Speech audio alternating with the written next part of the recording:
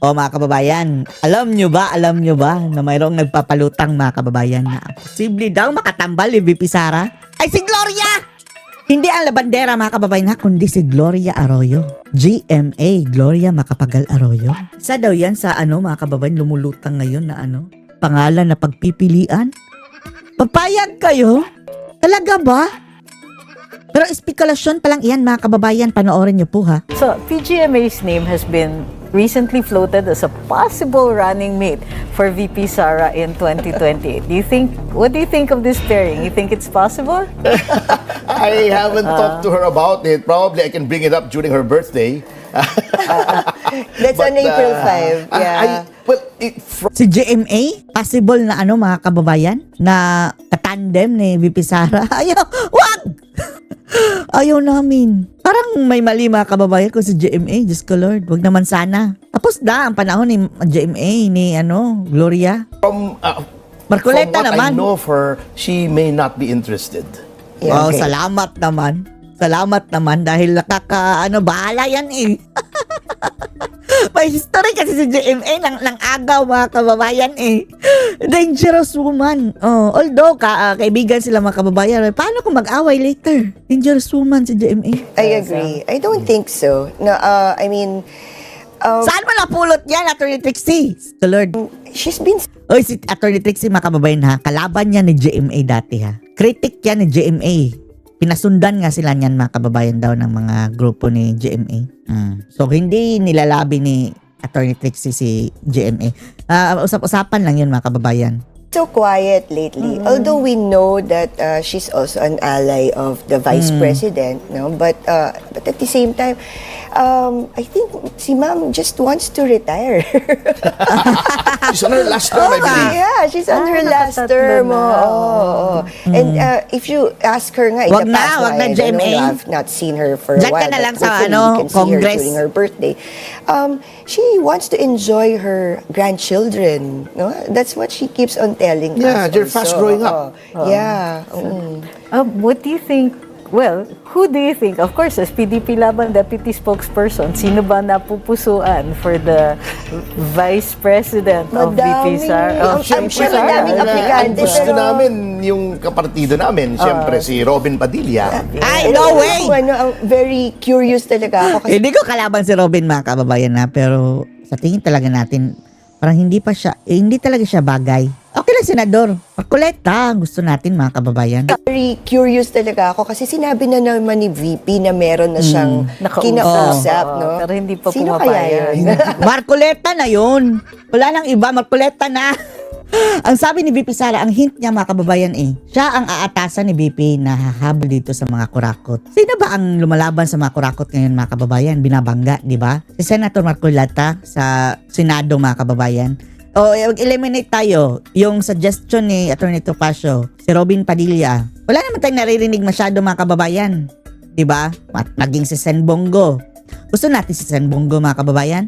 Pero tahimik lang muna si Senator Bongo. Sige, mag-re-elect na lang sila mga kababayan for senators. Pero si Senator Marcoleta talaga ang actively fighting ngayon. Pero personally mga kababayan kung ayaw ni Senator Marcoleta, Bongo ako. Bongo. Or bato. Dahil dapat i-secure talaga mga kababayan na talagang yung Vice President na walang mga kababayan, wala talagang nikatiting na chance na tataydo rin si Sara. 100% tayo dyan kay Bongo at Bato. Hindi naman kami Ikaw, close alam mo na yan. ba, Atty. Trixie? I'm so curious to know kung sino yon, no? It must be somebody from Luzon, di ba?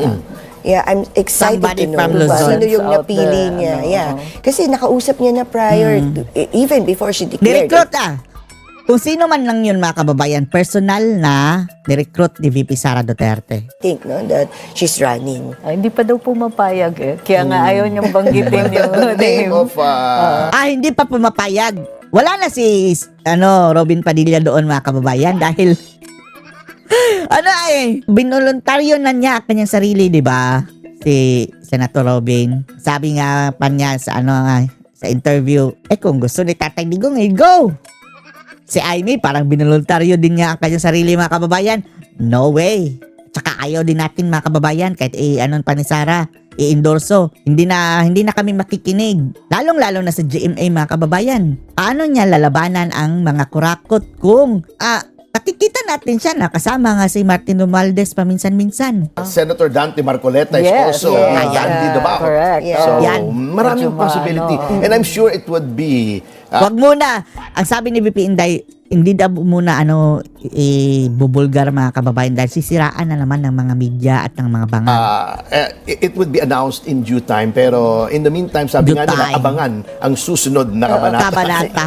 So you were talking about Robin Padilla and then Marcoleta, Senator Marcoleta. Koleta na, go Outin na! natin si PGMA kasi I don't think that...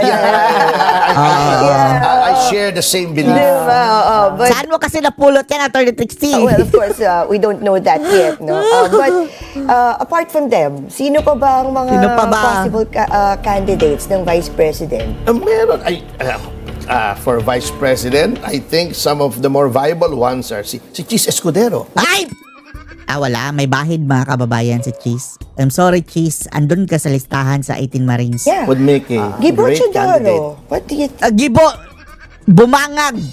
Bakit nag-suggest ka ng Gibo? Isa nga yan sa nagpadukot kay Tatay Digong. Isa yan sa mga makukulong. I don't know.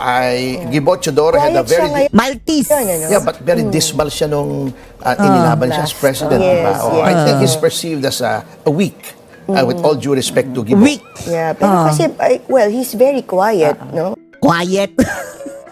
Wala din kwenta. So, Bumangag pa.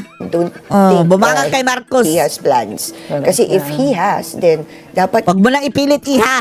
Sino ka ba? ngayon medyo lumalabas na rin siya. There are a lot of opportunities for him to also shine because of this China and Kaya lang, pag si territorial Gibo, baka issue. magka-Mrs. Problem ulit tayo. Ay, may ganun. Hindi naman siguro. Mrs. Problem, Mayroon bang iskabetche si Gibo? Yeah, Nikki now is Ay, kawa! Chismosa ka! the UNICEF, no, as our representative. Very sweet. Disek Gibo, may sinasabi si Atty. Lagot ka kay Nikki. Kakilala pala na nakaitim mga kababayan si Gibo kaya sinuggest na, no! Ayun pa lang, no. Anyway, Very capable si Nikki. why are you not part of VP Sara Duterte's defense team, Tori? You've been the spokesperson in the impeachment, but were you offered Sa PDP. or what? Or kasi Hindi naman yun, mga kababayan. Like, voluntary lang nilang support kay VP Sara. Hindi naman siya talaga ang nilapitan ni Sara. Ang PDP, nag-volunteer mga kababayan na maglabas ng statements, kung ano mang statement ng kanilang sa impeachment ni Sara, ipapadaan nila kay Atty. Topacio. as you said, you cannot volunteer, no? Well, I was not. And I Kinuha feel siya. that she has a very capable defense team. Nandiyan si These are Michael, probably who I these know. are close friends also of the vice president. Kasi kasama sa Classmates. circle niya to even when she was the Trusted. secretary, I assume, di ba? Yeah, That's sino- why Kahit ba nung sa law school mga kababayan. sila. She was a Yusek Michael, spokesperson. yeah, oo. Magaling naman ang defense team niya. I just find it, a curiosity that Sig Fortun is the brother-in-law of the Rebullias. Aroy, hindi kaya mag-leak yung mga info mga kababayan. Oh. Di ba? I didn't. Yeah, I he's married forgot that he's part. married to Yes, Dali Remulla, Or the perhaps that's a sister of the strategy. Remullas. Posible, no? Might be a good Total, strategy, he's yeah. just one of the 16 lawyers. Yeah, tama but ba? the Fortun Law Office is the main. Fortun Arvasa is the consulting. spearhead. Yes. Yes. And I think the entire law firm signed the answer. That's why. That's why it looks Interesting, like 16. Interesting. Samantala, mga kababayan, sa ibang topiko, ginagamit lang ni Jervil the Devil Luistro, mga kababayan, ang Kongreso para makapangbuli kay VP Sara Duterte. Yan talaga, mga kababayan, ang pananaw nito si Atty. Topacio. Na itong mga hearing nila, mga kababayan, dyan sa Committee on Justice sa Kongreso, ay luto! Luto na, mga kababayan. Kaya nararapat lang daw ang ginawa ni VP Inday at kanyang mga abogado na i-boycott ito at idiretso na lang sa Korte Suprema, mga kababayan, ang usapan. Answer at kutelam dahil wala daw silang jurisdiction, mga kababayan, na gumawa ng mini hearing dyan sa Kongreso. Isang malaking sampal sa mga buhaya na binenta ang kanilang kaluluwa kapalit ang maleta. Panoorin niyo po ha. Si Attorney Michael Poa, Yeah. sorry, Attorney Trixie, one of the 16 lawyers of VP Sara confirmed that VP Sara will not attend the Boycott. For what pa? Para kay ba kababayan? House impeachment. Para gulpihin siya ng mga buhaya doon? Nakita naman natin ang botohan mga kababayan. Overwhelmingly, lahat mga buhaya nandun mga kababayan. Kinuyog si VP Inday sa botohan. Lalong-lalo na yung sabina. Proceeding today. So what are your thoughts about this? Well, I totally understand why. Having So, understand been why. in the thick of the process. Para tayo si Lovely Granada nito ba? British accent na mga kababayan.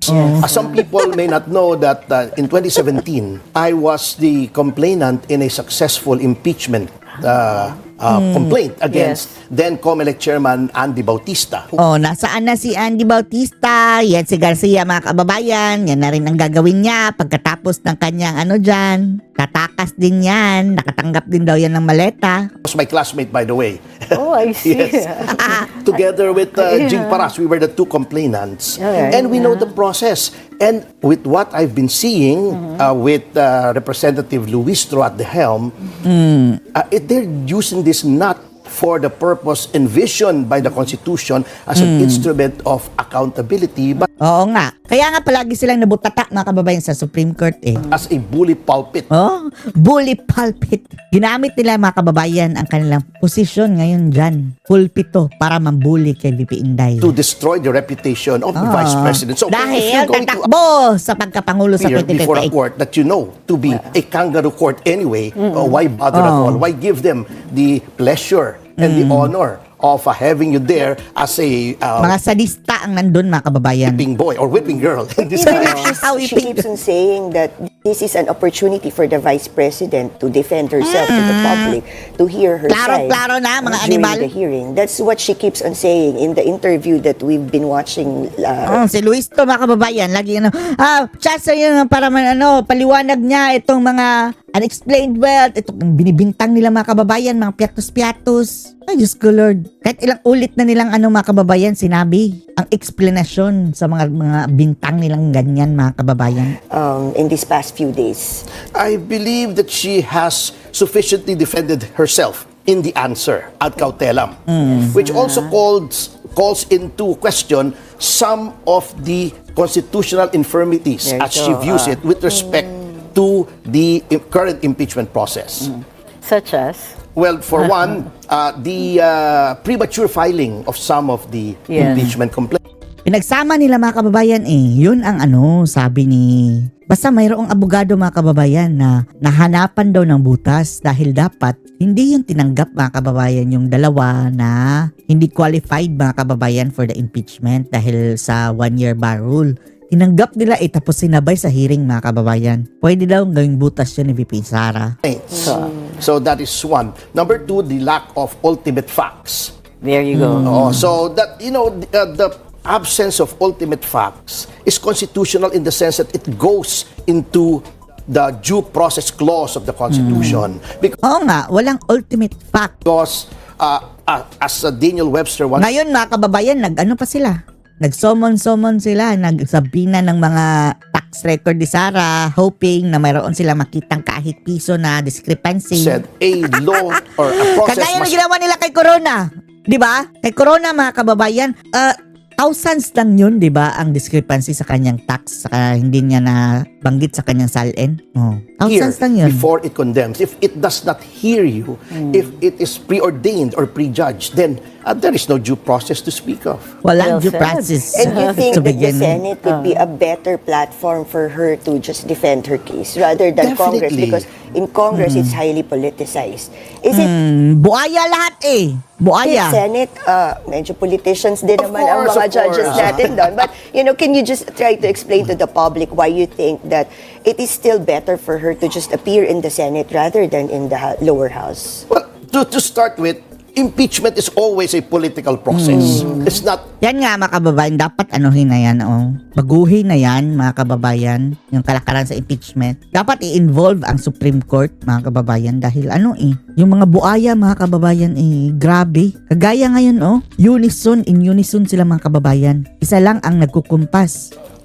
Mga wala na, parang mga zombie na mga wala na mga utak mga kababayan. Kung ano na lang ang gusto ng kanilang amo. in strictissimi juris a judicial process. Although in the Senate there are rules that are closely akin to judicial rules, especially with respect to procedure, decorum, the admissibility of evidence, etc. And that is the difference between the Senate sitting as an impeachment court and the committee. Because here, what we are seeing is a committee chaired by a person who is prone to abuse. For instance, let me cite to you an example.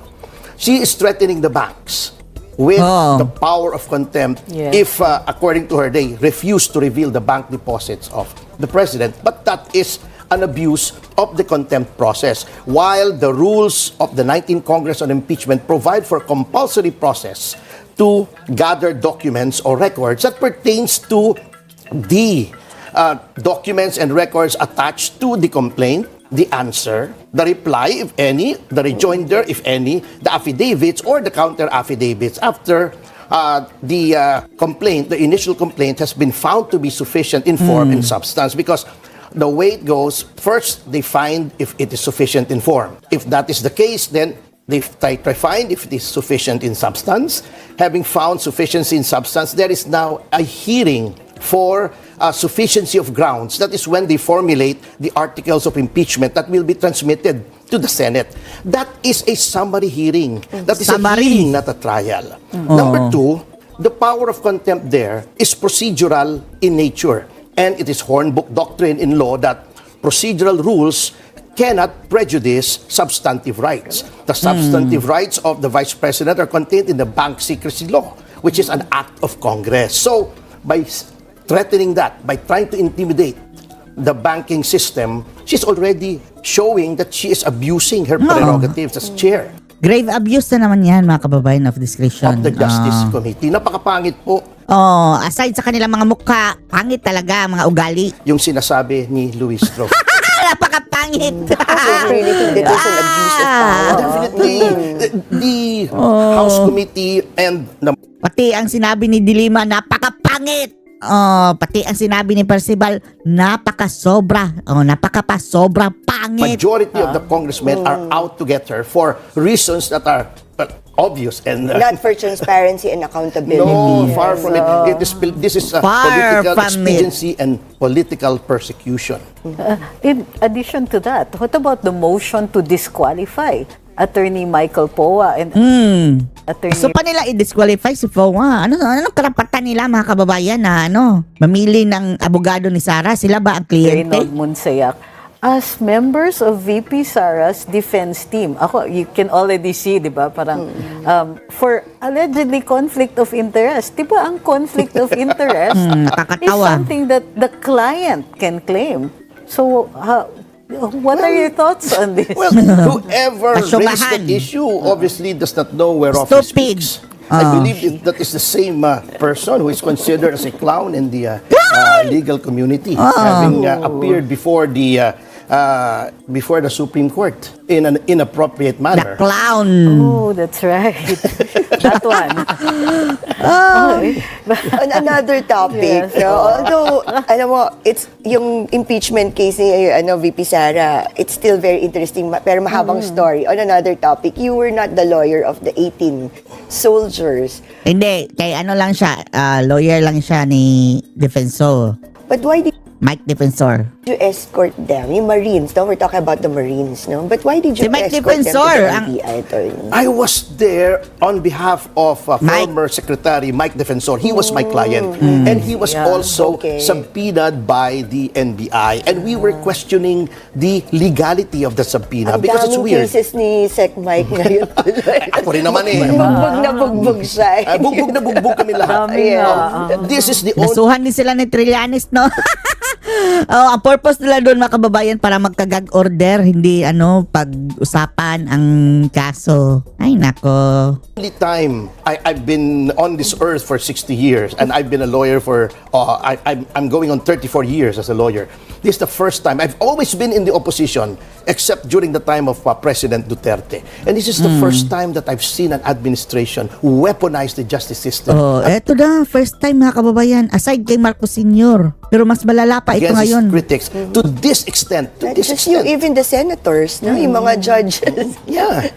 Yeah, no, ang daming cases filed against Yeah, the and senators anyway, as I before said, the impeachment. Yes, and as I was saying, we were questioning the legality of the subpoena because the subpoena was issued by the NBI supposedly due to a Sa 18 Marines yan ha. deputation by the ombudsman. Correct. And the NBI was claiming, number one, that they were there to ascertain the identity of the party subpoenaed. And number two, Ano na nangyari? Ano nangyari? Kinalimutan na naman nila mga kababayan.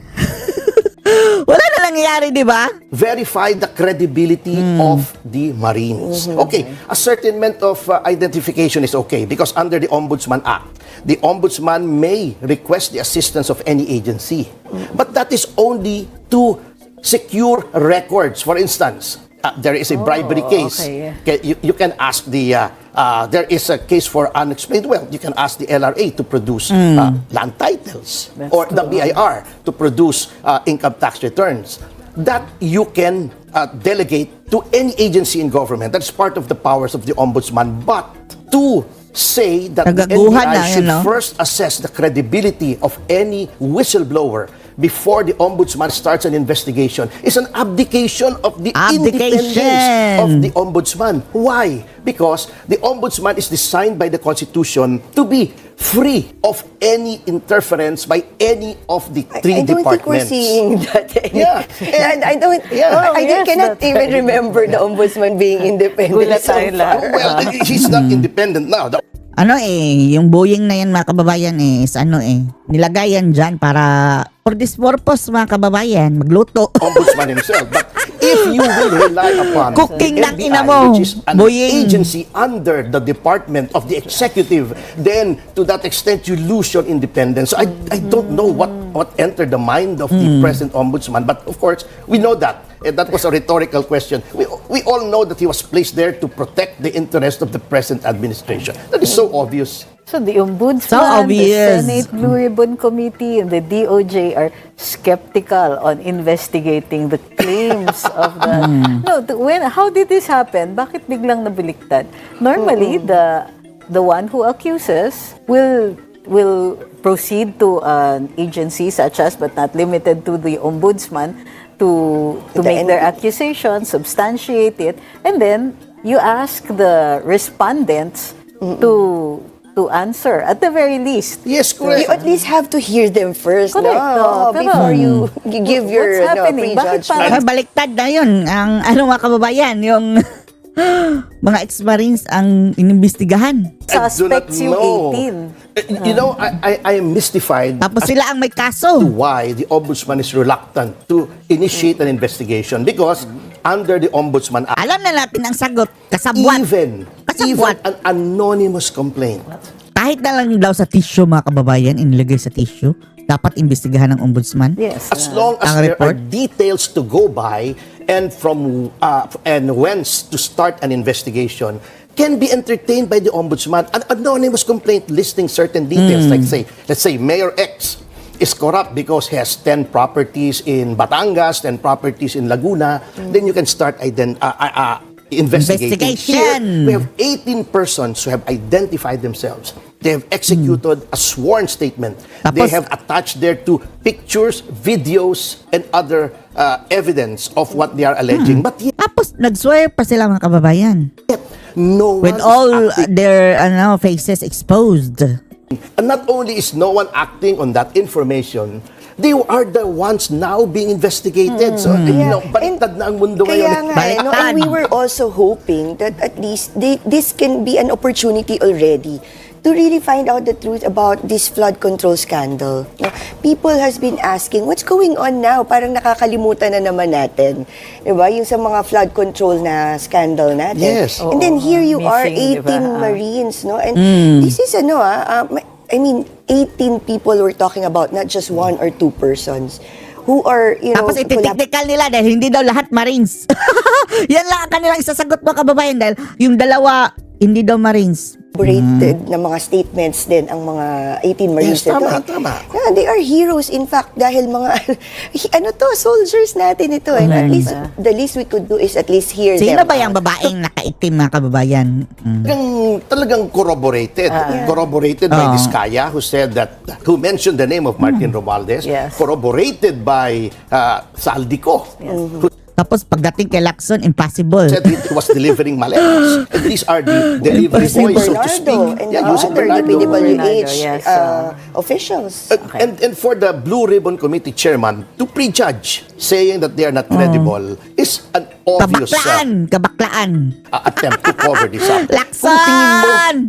may credibility problem yung 18 Marines, call them sa Blue Ribbon Committee hearing. Let them be grilled by the senators.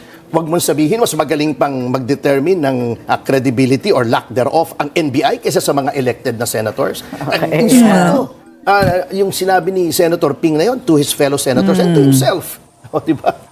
Wala bumangag yan Attorney, you've had your fair, it's a storied career, fair share of public clashes also.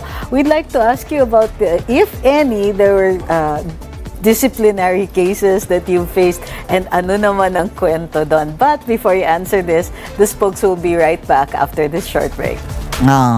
Short break.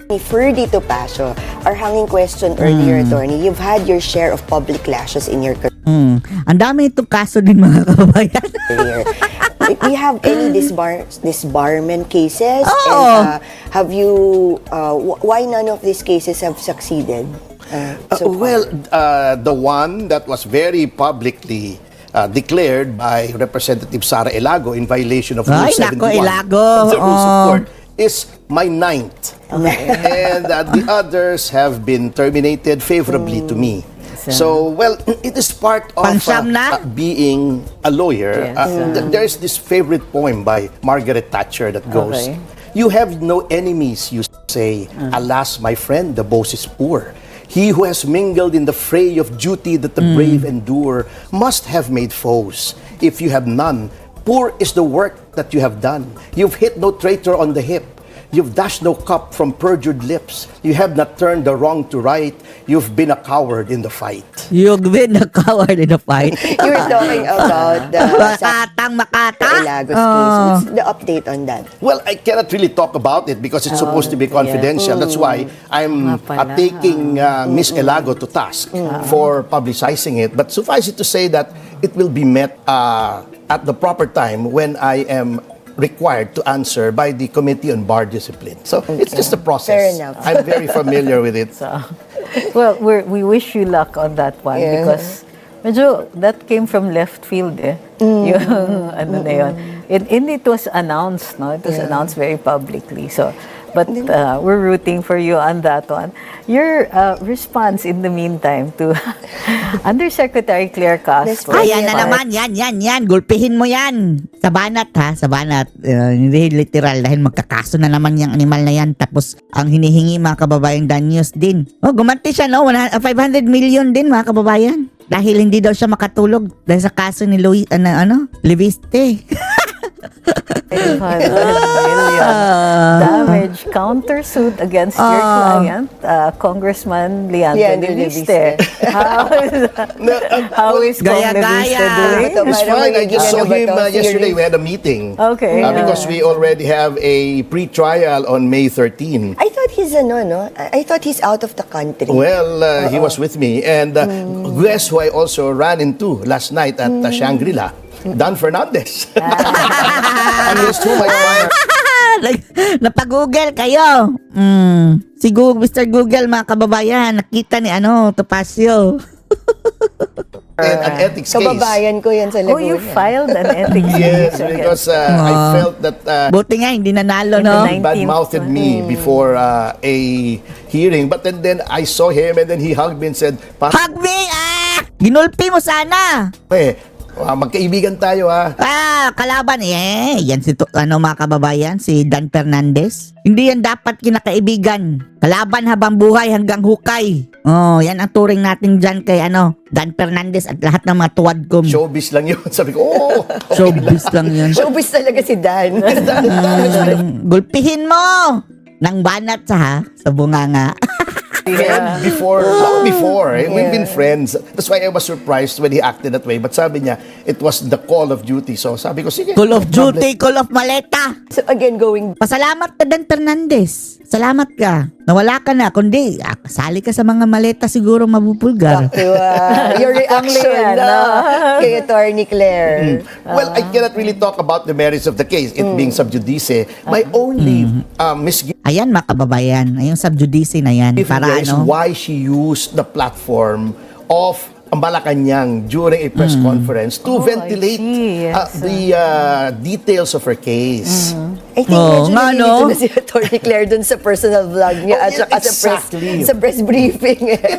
Ginamit niya, mga kababayan, sa personal, no? Another, na naman yan, mga kababayan, kaso. Fact, I was surprised that she represented herself because she signed as defendant/counsel. And what do we say about a What lawyer? did Abraham Lincoln say? Abraham Lincoln once said that a lawyer who represents himself has a fool for a client. Sa full client. Baliw, mga kababayan, ang isang abogadong magre-represent sa kanyang sarili sa trial. Pero to use an oft-repeated phrase by Auntie Claire, huwag tayo mag-judge. Paulit-ulit niya sinasabi yan. You also raised against Congressman Pangulong Duterte when he applied for a travel authority. Di kailangan lahat. And you also, kumbaga, even if there are successive trips, you put everything in one request. So I understand that Cong Leviste did the same thing. Well, that's a case of not seeing the forest for the trees, because I see, the bigger issue here is flood. You're nitpicking on the travel authority of 2 congressmen when the biggest issue is 1.3 trillion flood control. Well, we're talking about 700 million of Vice President Sara Duterte's confidential fund as against the trillion peso flood The control. trillion But it's the pesos. same. It's all, we're talking about accountability regardless of the amount, di ba? But you were once also a lawyer of Charlie Atong-Ang. So, parang medyo tahimik ngayon itong... No, I was never a lawyer of Atom. Okay, you were not. I know him as an acquaintance. We've met several times. Invento He's a ka, ha? very likable chap as far as I'm concerned. Kala ko but- baka alam nyo kung nasan siya ngayon. Tahimik May na, reward na ba? nakakalimutan na natin si Charlie Atong. May warrant Si Mark siya, Villar, supposedly tahimik out lang. of the country, but within an area where we, Happy na siya ngayon, tahimik na, wala na sa kanya yung very issue. quiet. Pero if, Although, in my mind, that is also a very dubious move on the part of the DOJ, because when he was DOJ Secretary, Boying Remulla was rattling about the testimony of Patidongan, only to be told by his chief, the Prosecutor General, that Patidongan has not even executed a sworn statement. So, Yun. mukhang magulo rin yan, mukhang ginagamit yung diversionary tactic eh. Well, yeah, Also, actually, nung lumabas yung issue na yun, yung timing was also during at the height of the flood control, diba? Should Mr. Ang tap your services? Would you? Yeah, it would be an interesting case. Don't you Well, think? that would be an interesting case. But of course, at Ma'am Trixie, you know the rules of the Yes, game as far as lawyers are concerned. We cannot volunteer our service. That would be ambulance chasing. Correct. That's something we want to elicit, so the public Yeah. understands that you don't volunteer your services as counsel. But if you are asked to, Yeah. then I understand. Attorney Tapasio is almost. Always naman, diba, attorney? Well, I've Always rejected, ready, regardless I've of how rejected my fair share controversial it is. I've rejected my fair share of controversial cases. Yeah. But of course, I am not at liberty Of to course. divulge. Suffice it to state that one of them was with respect to a very high-profile massacre case. Yeah. Ouch. Oo nga. Okay, clearly. We were talking earlier about the flood control, going back to that, no? Kasi dapat ito hindi nakakalimutan. We have to Yes, of keep on course. talking about it until something happens, no? Something, the bigger fish, wala pa rin tayong nakikita up to now. So what do you think is the end game of this? As you said, Oo, ang diba? daming nadadivert palagi na issues and we're not really getting the results that we want. Well, I think it will never leave the collective psyche of the body politic now. Just like if this is not resolved or given closure by the present administration, this could be their SAP 44. Remember what happened in 2015 that caused a debacle in the polls with respect to the candidates of the Aquino administration. So, magiging SAP 44, so this will be their SAP 44, only on a much bigger scale. kryptonite. It's going to continue to fester in the public Festa? psyche, and there will be hell to pay for the Marcos administration come 2028. I think that is why they're moving heaven and earth to disqualify Vice President Sara Duterte for the presidency.